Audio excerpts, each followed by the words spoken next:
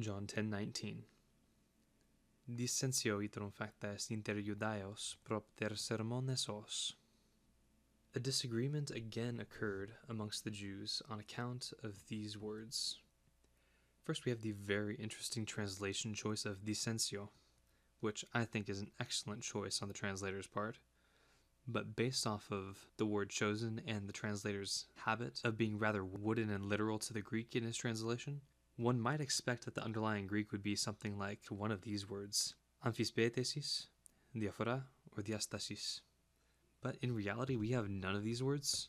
What we have is schisma. This is an odd use of the word, to have it refer to some kind of division of opinion. It's not typically used like this. It's not a very common word to begin with, but when it does appear, it typically isn't used like this. But our translator of the Vulgate, in my opinion, made a very good decision of translating it rather idiomatically into his target tongue, accurately expressing the idea of a split of opinion, a distinction of opinions, some kind of argument, inter Judaeos. Taking a relatively uncommon noun, the verb is pretty common, but the noun is pretty uncommon in Greek into a fairly idiomatic Latin. Next we have facta est. This is the perfect passive of facere.